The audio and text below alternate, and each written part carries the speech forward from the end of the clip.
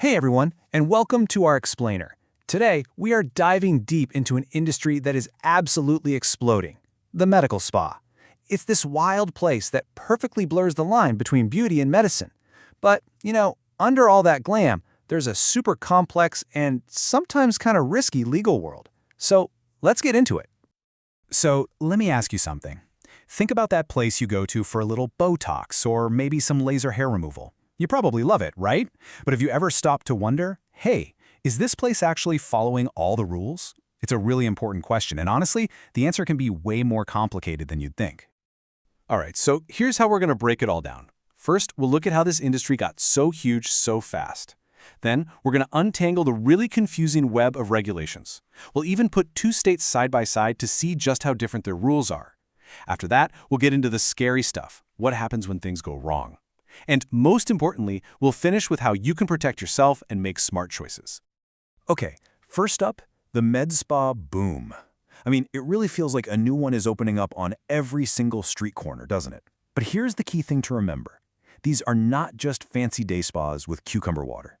They operate in this really interesting gray area where the world of beauty crashes right into the world of actual medicine. So what exactly is a medical spa? Well, think of it as a hybrid. It's got the relaxing vibe of a day spa, but it offers real medical treatments, things like injectables or laser procedures. But look, the most important part of that whole definition, the part that causes all the legal headaches, is those last three words, under physician supervision. That phrase right there is where everything gets complicated. And this whole industry didn't just appear overnight.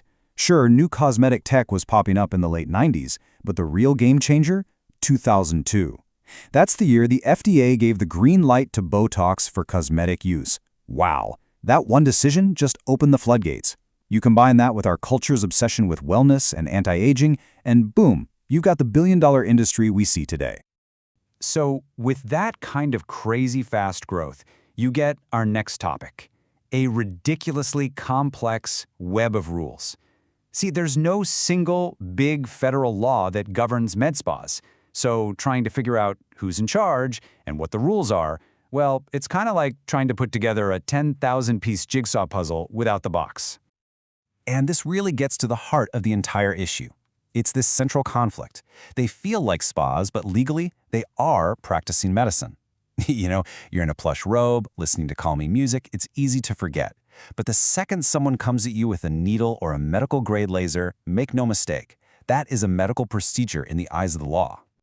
Now, on the federal level, you've got a few big players keeping an eye on things. The FDA is the one that says, okay, this laser device is safe, or this injectable drug is approved.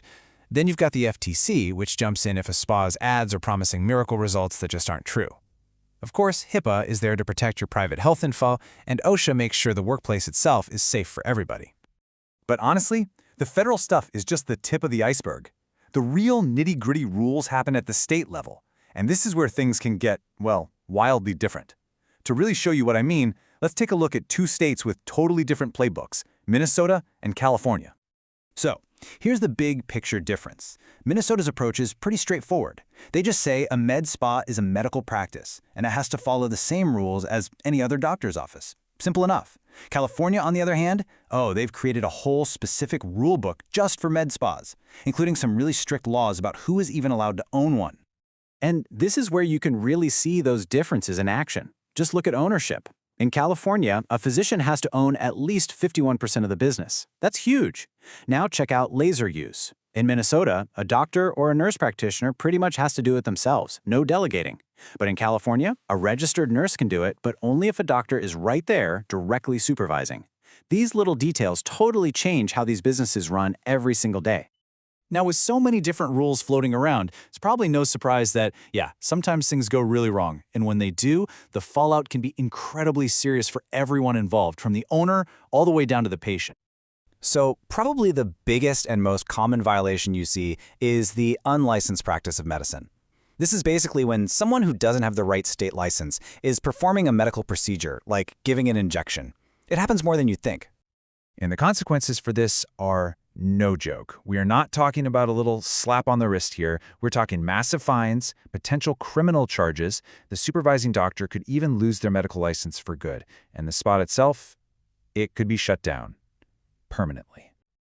All right, another huge red flag is a lack of real medical supervision. This is the classic ghost medical director, a doctor who's on the payroll but is never actually in the building, or a physician who just signs off on charts without ever seeing or examining the patients. And in these cases, the supervising doctor is the one who's truly on the hook. They're the ones facing fines, getting investigated by the medical board, getting hit with malpractice lawsuits, and yes, even potentially having their license to practice medicine completely revoked. But the rules don't just stop with the procedures themselves. Nope. How a med spa advertises is also heavily regulated. If they start making crazy claims, guaranteeing results, or using deceptive before and after photos, they can land in some seriously hot water. So what this really shows is that what you say in your ads is just as important as what you do in the treatment room. The FTC can hit you with penalties, you can get fined by state medical boards, and honestly, the damage to a business's reputation can be the one thing they just never ever recover from. Okay, so after hearing about all these potential disasters, you're probably wondering, how can I possibly stay safe? Well, in our last section here, we're going to give you a super simple blueprint for both patients and owners to make sure everything is being done right. Here it is. It's a simple 5-step checklist you can literally use yourself. Number 1, ask who actually owns the place. Is it a doctor? Number 2, is there a real medical director on site who's actively involved? 3, is the person who's about to perform your treatment actually licensed to do that specific thing? 4, are they serious about safety? Are they making you sign a detailed consent form? And finally, 5, do their ads seem honest and realistic, or do they sound way too good to be true? When you really boil it all down, it comes back to this one simple idea. Given that medical spas offer procedures that constitute the practice of medicine, appropriate medical oversight is of paramount importance. That says it all, right?